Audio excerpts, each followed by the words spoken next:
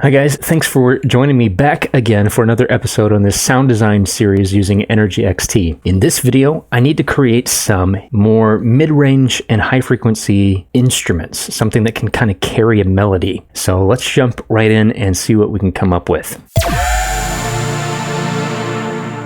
So I've started an empty project once again, and I think that I'm going to go right into my VST plugins and I'm going to grab an instrument and I'm going to choose a piano. And I don't want the piano to sound like sort of a generic piano. I want to grunge it up a little bit. I want to make it a little bit more digital and otherworldly. I'm thinking, about the kinds of songs and projects that I want to make with the sounds that I've been creating and collecting. It's all sort of focused on kind of a cinematic sci-fi kind of sound, something that's sort of digital electronic mixed with organic textures. So I'm going to start with a piano sample. This is the Forefront Piano VST plugin. You can find it from this website right here. It's a free VST plugin and it works inside Energy XT. This is from young.com, Forefront Piano. It's been around for a long time. It's available as an audio unit, a VST, an RTAS, so you can use it in Pro Tools as well. And it doesn't have any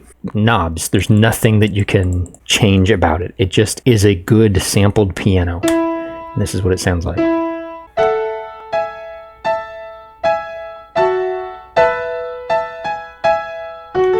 One thing that I like to put on it right away is a little bit of distortion, but not aggressive distortion. I'm just going to put it on the Ruby tube to warm it up just a little bit, to make it sound a little bit more like it was recorded into a nice tube amplifier preamp and then into the computer. So I'm going to use the Ruby tube, put it on the shaper mode, and then play some notes.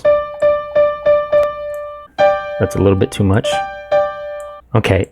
And then I'm also going to add a reverb to it. And I'm just going to add the built-in reverb here.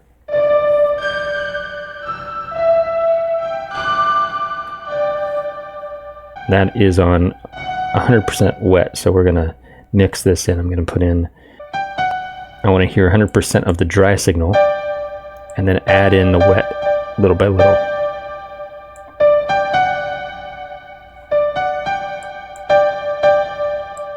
And turn the volume down just a little bit. And again, we're doing sound design, right?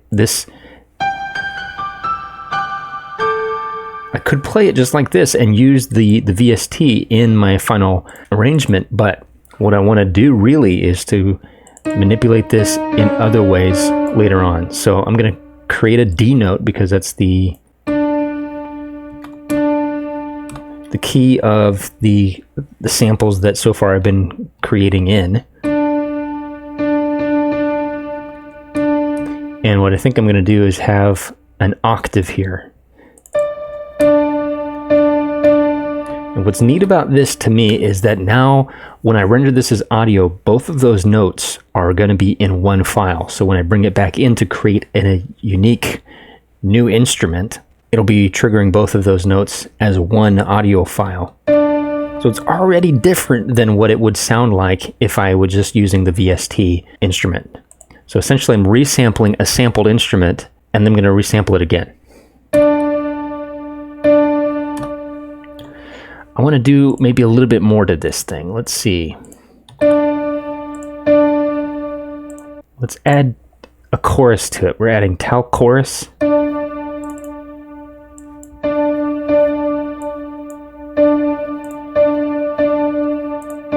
I'm going to put Ruby tube at the end of the chain. It's going to help work as a little bit of a limiter. It is starting to distort just a little bit, but I'm okay with that. I want it to distort. So let's whack up this chorus here.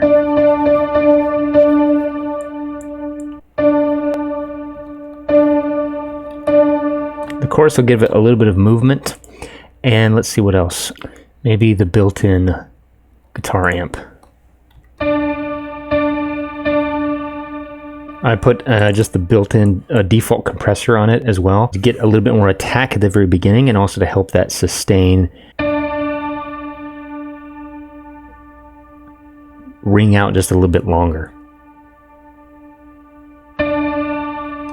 Okay, again I have a note that spans for 4 measures at 120 BPM, and I'll render this as audio now. I am going to do a stereo because I've got a chorus effect on there, so it is doing different things on the left and right channel. So I'm going to save this to the desktop. Piano distorted pluck. Okay, we need to edit this, so I'm going to open up Ocean Audio, our free wave editor. All right, let's bring in our piano distorted pluck into Ocean Audio so we can look at it. So one of the things that I want to do is we'll go to amplitude, normalize. I might actually also want to, let's try G max.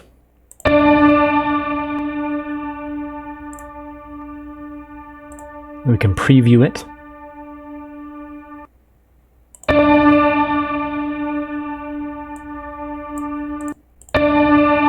And basically what I'm doing is I'm really aggressively using this maximizer limiter to bring up the tail of that reverb and to squash down the spike at the beginning of that note.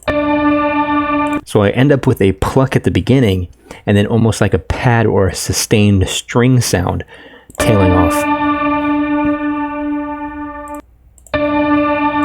And we'll apply that and see how the waveform changes.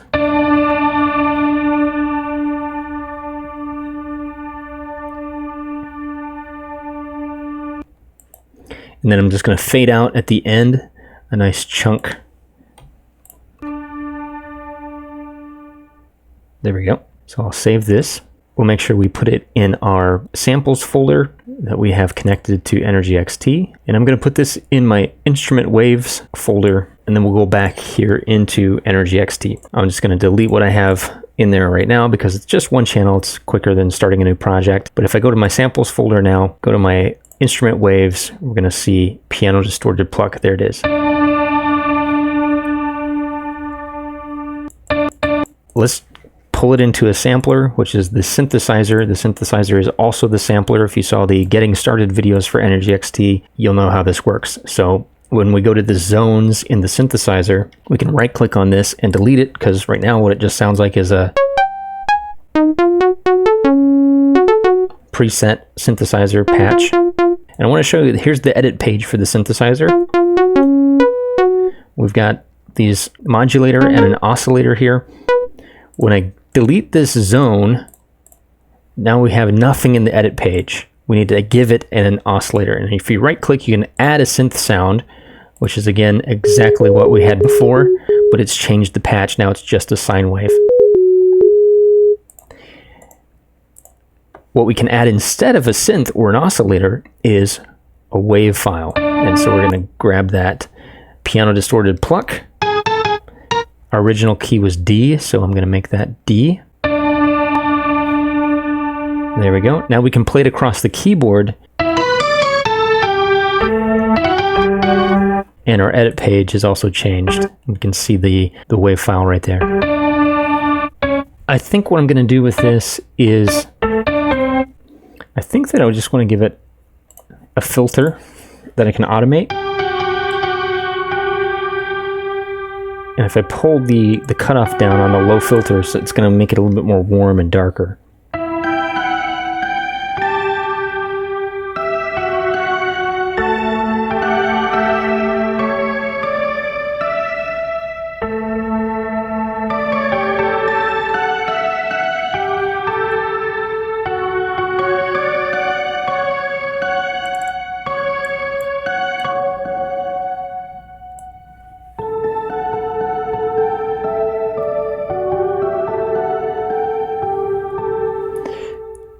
I could also do the filter right here in the synthesizer if I turn off the insert effect.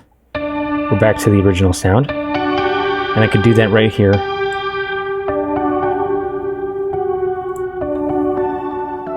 It's the same filter right here inside the sampler. The reason I like to put it on the insert effect is because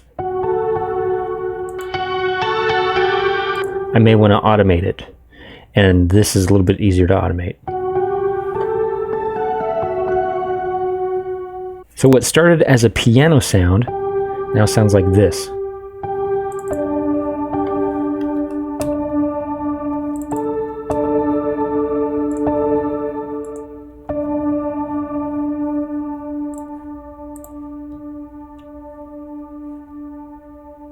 Another way that we could use this sound is bring it into an audio channel, just like this, just by dragging and dropping it right into the arrange page. And I can go up here to the direction of this audio and reverse it. And so what we have now is something like this.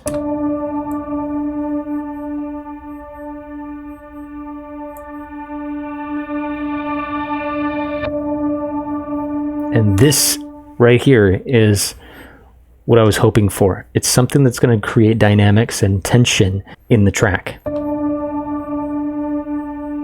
So we have this filtered, resampled instrument that starts off the note, and then we have the reversed same audio file, just in reverse, coming back in without the filter, so it's fading in.